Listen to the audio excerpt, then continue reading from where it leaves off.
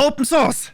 Das dachten sich die GPT-for-All-Macher, als sie sich gedacht haben, ey, lass mal JetGPT ersetzen und zwar mit Open Source Software. Ich werde das nicht die ganze Zeit machen, keine Sorge. Aber ja, das ist tatsächlich eine sehr, sehr spannende Neuerung. Denn ich habe folgenden Artikel für euch gefunden. Aber es ist auf LinkedIn, I don't know why. Aber genau, ne? Es geht darum, dass Google eigentlich gesagt hat, ey, nicht OpenAI ist für uns die größte Konkurrenz, nicht irgendwie Microsoft oder sonst irgendein kommerzieller Dienstleister. Nein, es ist Open Source. Warum? Naja, weil Open Source Communities einfach stark sind. Und das hat man hier gemerkt. Und GPT-for-All ist ein spannender Schritt in die richtige Richtung. Wir gucken uns das sofort an. Die Installation ist wirklich super, super einfach, sodass es jeder machen kann. Und danach hat man ein lokales Chat-GPT sozusagen, mit dem man sich unterhalten kann. Und was lustigerweise auch mehrere Sprachmodelle unterstützt. So, jetzt müssen wir ganz kurz da ein bisschen reinsteigen, okay? Ich habe ja schon mal ein Video dazu gemacht. Eigentlich sollte das ja gar nicht machbar sein. Eigentlich sollte das viel zu teuer sein, viel zu ineffizient und viel zu lange dauern. Darum gibt es also sowas wie GPT-for-All. Naja, da hat sich jetzt nicht irgendwie so ein Normalo gedacht, ey, machen wir jetzt, also so jemand wie du oder ich, sondern es hat sich jemand gedacht, ey, lass mal einfach ein Large Language Model bauen mit sehr vielen Daten in einem relativ großen neuronalen Netz und das trainieren. Das ist teuer und lass das dann Open Source machen. Und naja, also ich würde jetzt sagen, bei Meta war es nicht ganz freiwillig, aber Meta hat ja Llama auch quasi Open Source gemacht, nachdem es gestohlen wurde. Also, anyways, genau. Was wir mit Llama haben und was wir jetzt auch mit GPT-for-All in mehreren Stufen haben, ist, wir haben ein Base Large Language Model, ein sogenanntes Foundation Model. Und dieses Foundation Model ist jetzt natürlich dazu geeignet, dass wir da Anfragen stellen und dass wir dann eine Antwort kriegen. Meistens sehr, sehr schlecht. Was jetzt aber hinten dran nochmal passiert ist, wir feintunen das Ganze. Und dieses Feintuning kostet in der Cloud so ein paar $100. Sprich, das ist was du und was ich auch machen kann. Und genau deswegen ist Stable Diffusion so krass gut geworden. Es gibt nicht nur ein Stable Diffusion. Und falls ihr es nicht kennt, Stable Diffusion ist quasi ein Bildgenerator, der relativ schnell Midjourney zumindest Konkurrenz macht und DALL-E, finde ich, zumindest überholt hat. Da können wir gerne nochmal einen Vergleich zu machen. Ist Geschmackssache. Muss man auch irgendwie mögen. Anyways, Stable Diffusion ist komplett Open Source. Und der Punkt ist, dass es nicht nur ein Modell für Stable Diffusion gibt, sondern gleich zigtausende. Also jeder kann quasi sein eigenes Modell machen. Dann gibt es ein Modell für Anime, das heißt, damit kann ich super Anime-Charaktere machen. Es gibt ein Modell für Space, damit kann ich Planeten und schöne Space-Bilder machen und so weiter und so fort. Und darin sind die dann richtig gut. So, das heißt, die einzelnen Modelle sind vielleicht nicht so ein Allrounder-Modell wie jetzt GPT-4, wie wir uns das die ganze Zeit angeguckt haben, sondern sie sind ein bisschen spezialisierter. Und das wiederum ist sehr viel günstiger, vor allem wenn man das Foundation Model eigentlich schon hat und dann nur noch das Nachtraining machen muss. So, und mit dem ganzen Wissen können wir uns jetzt angucken, wie gut GPT-for-All wirklich ist. An der Stelle sei vielleicht noch ganz kurz gesagt, es gibt in diesem Artikel einen, Ansatz, den ich mit einem Geschmäckle lese, ja, letting Open Source work for us. Das heißt, hier in dem Fall, weil Meta das ganze Modell geleakt hat, lassen sie effektiverweise die Open Source Community weiter Modelle für sich entwickeln. So, Meta hat kapiert, dass sie keine Chance mehr auf dem Markt haben. Das heißt, sie sagen jetzt, ey, hier ist unser Modell, macht irgendwas damit. Und naja, die Community baut dann ihre eigenen Modelle, weil wir können nicht anders, wir wollen ja experimentieren. Und naja, das ist dann, davon kann Meta halt auch profitieren. So, das ist das eine. Das zweite ist, GPT-for-All wird zumindest maintained und die Softwarequalität etc. wird geprüft von Nomic AI. Das ist aber ein separates Thema. Und übrigens auch andere Open-Source-Modelle existieren. Sowas wie, keine Ahnung, GPTJ, Open Assistant, Cerebras. Gibt's wahnsinnig viele mittlerweile und die können wir uns gerne irgendwann angucken. Allerdings geht's heute um GPT-for-All. So, wie ihr sehen könnt, es gibt Installer für jedes Betriebssystem, also für Windows, Mac und Linux und ihr habt wirklich keine Probleme, außer Installer runterladen, Installer starten, kurz installieren, anschließend natürlich abschließen Und dann bekommt ihr diese wunderschöne Software hier zu Gesicht. Im Endeffekt ist das hier ein, naja, Hub, wenn ihr so wollt, für all die Large Language Models, die ihr da halt installieren könnt. So, und der große Vorteil für euch ist ja bei GPT-4All eigentlich, ihr könnt alles lokal bei euch auf dem Rechner laufen lassen. Sprich, keine Internetverbindung nötig für das ganze Ding. Kein Datensharing, keine Privacy-Probleme. Es wird nichts für irgendein Training benutzt. Das ist ja ein großes Manko bei ChatGPT, dass jede meiner Konversationen grundsätzlich für ein Training benutzt werden kann. Manche Konversationen sind vielleicht zu privat und die möchte ich nicht. Also kann ich hier einstellen, ob ich das hier möchte oder nicht. Und ihr könnt euch da wirklich das so aussuchen, wie ihr das wollt. Und anschließend könnt ihr hier eure Large Language Models raussuchen, also die ihr wollt. Ihr seht, die haben unterschiedliche Größen, also achtet ein bisschen auch auf euren Speicher. Und sie laufen alle auf der CPU, also nicht auf der Grafikkarte, sondern auf eurem Prozessor. In der Praxis sieht das so aus, diese Modelle sind jetzt nicht so super ineffizient. Das Problem bei GPUs, also bei Grafikkarten, ist ja, dass ihr Speicher sehr begrenzt ist. Hier hat man halt einen viel, viel größeren Speicher insgesamt zur Verfügung, den man verwenden kann. Und naja, dadurch sind die auch häufig für die breite Masse ein bisschen besser geeignet. Wir schauen uns jetzt gleich mal ein paar Modelle an, die ich euch runterlade, ja? Übrigens, ihr könnt auch GPT-3.5 nehmen und GPT-4 sogar nehmen, also die echten, ja, die beiden echten von ChatGPT, von OpenAI, also nicht ganz so OpenAI. Ihr braucht dazu allerdings jeweils einen OpenAI API-Key und müsst dann natürlich dafür blechen, was ihr damit macht. Also seid bei denen hier bitte vorsichtig, wobei ihr wahrscheinlich auch noch keinen Key habt, so wie ich hier, wobei ich jemanden gelesen habe, der einen hat, also ich bin ein bisschen neidisch, aber hey, anderes Thema. Naja, auf jeden Fall, diese Keys hier könnt ihr benutzen, aber das ist dann natürlich nicht mehr ganz so private. Ne? Das läuft dann auch nicht ohne Internet, das braucht ein API-Key. Und dementsprechend connectet sich's mit deren Software. Das ist nicht lokal.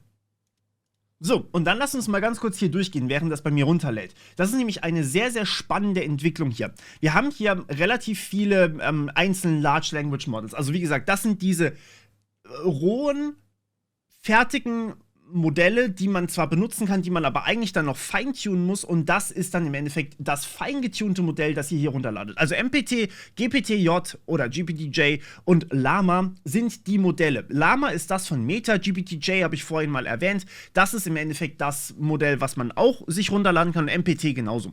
So, das sind alles diese rohen Modelle, die dann nochmal feingetunt wurden. Und hier sehen wir, es gibt einige Modelle, die auch für kommerzielle Nutzung zum Beispiel möglich sind, je nachdem, was es ist. Und da steht auch immer dabei, wer es feingetunt hat. Nomic AI sind, wie gesagt, die Verwalter von GPT-4All, während das hier von Mosaic ist, aber auch Open Source ist.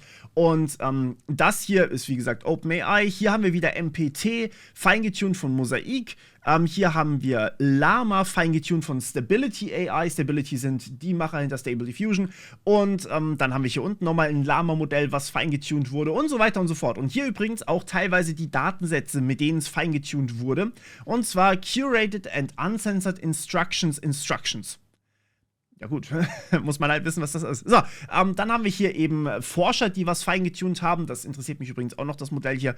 Und genau, ich glaube, das ist so das Wichtigste. Und hier haben wir sogar lustigerweise, und das fand ich ziemlich faszinierend, muss ich sagen, wir haben ein Llama-Modell, das kleine allerdings leider, das 13b ist viel, viel geiler, das kleine Llama-Modell feingetunt von Microsoft.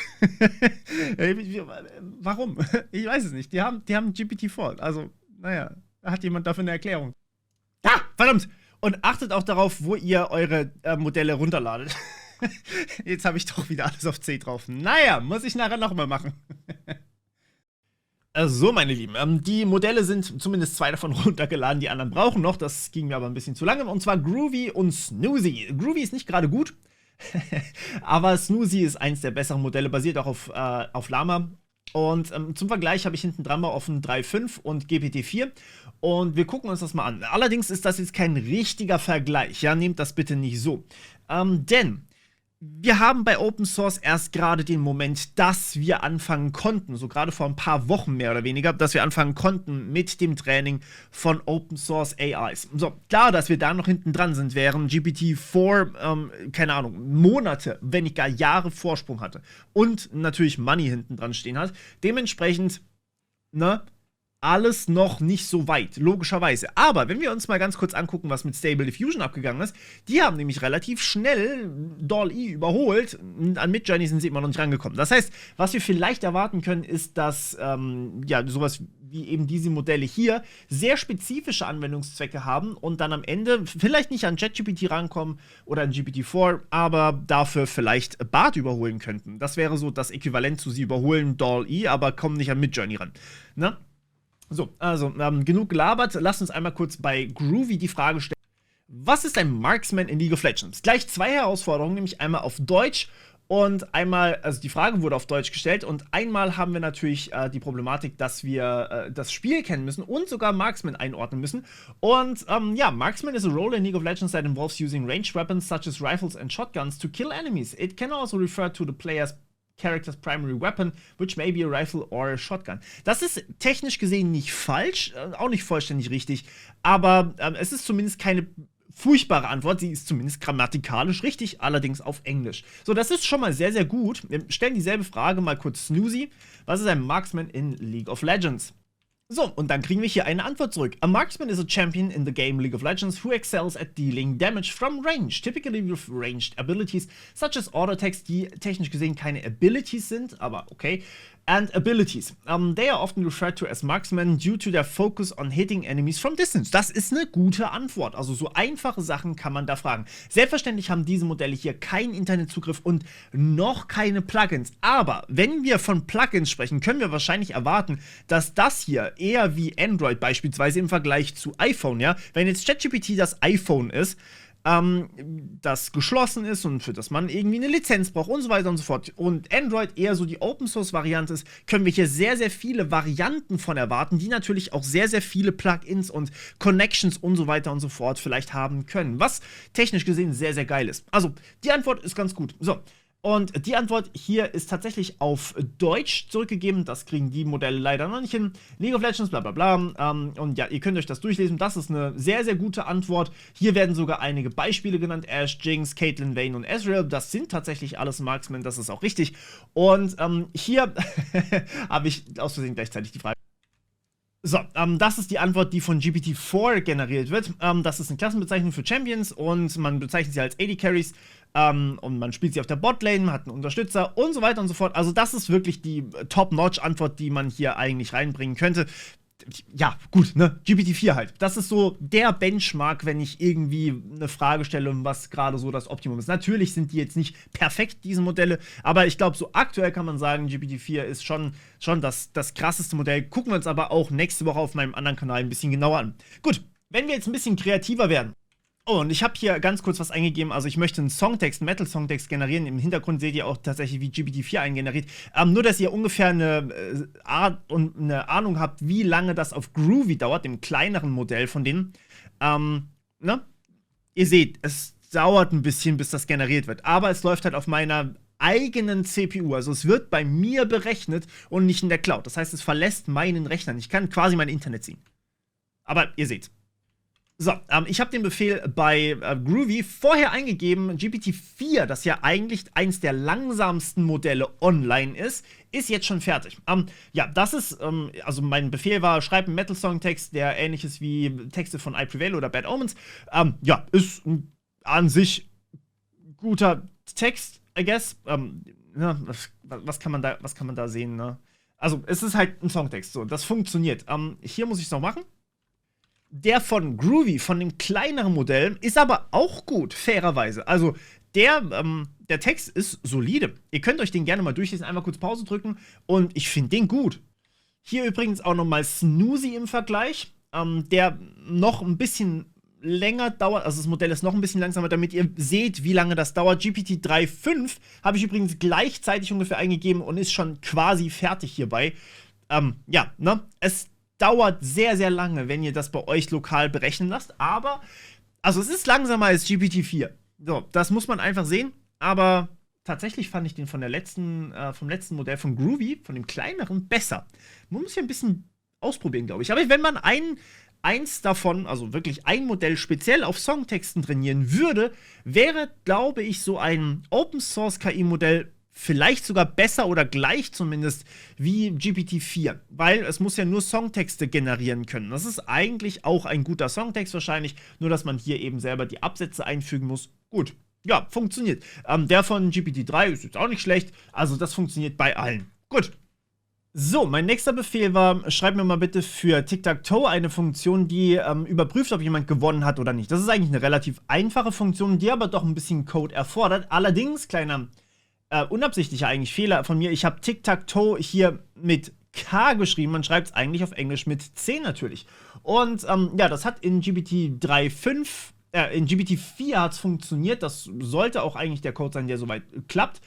In GPT-3.5 sehe ich mindestens in dieser Zeile einen Fehler und in der Zeile genauso. Das heißt, der Code von GPT-3.5 wird nicht funktionieren, während Groovy mich komplett falsch verstanden hat und irgendwas mit eine is-one-Library von TikTok mit der API macht, aber es kann Code erstellen, okay? Es kann Code erstellen. Ich mache das jetzt nochmal ohne den Rechtschreibfehler, nur damit ihr seht, dass man hier tatsächlich ein bisschen genauer darauf achten muss, was man eigentlich eingibt.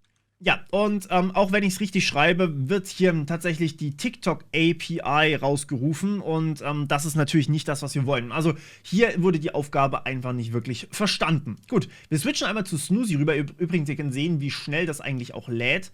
Und sagen hier einmal nochmal, ich nehme nochmal das mit dem Rechtschreibfehler, mal gucken, ob das hier bei Snoozy funktioniert. So, und das ist ungefähr die Funktion, die hier Snoozy ausspuckt. Und wir sehen auch hier, leider ist die nicht korrekt. Also, wir müssten hier, oder wir gehen hier einmal durch die Reihen durch, das mag von mir aus noch stimmen, aber spätestens hier unten sehe ich, es wird überhaupt nicht überprüft, ob das Board vielleicht an der Stelle leer ist. Es kann ja auch einfach sein, dass leer ist. Und wir überprüfen für die Diagonalen irgendwie Board von 0,1. Gleich Board von 2,2, was natürlich falsch ist. Dementsprechend, ja, das ist auch nicht gut, aber es hat mich verstanden, dass ich hier Tic-Tac-Toe suche. Also, alles in allem muss man sagen, diese Netze sind zumindest konkurrenzfähig, nicht ganz so stark wie GPT-3.5, aber wie gesagt, das ist ja auch die Gratis-Version, die ihr hier bei ChatGPT bekommt.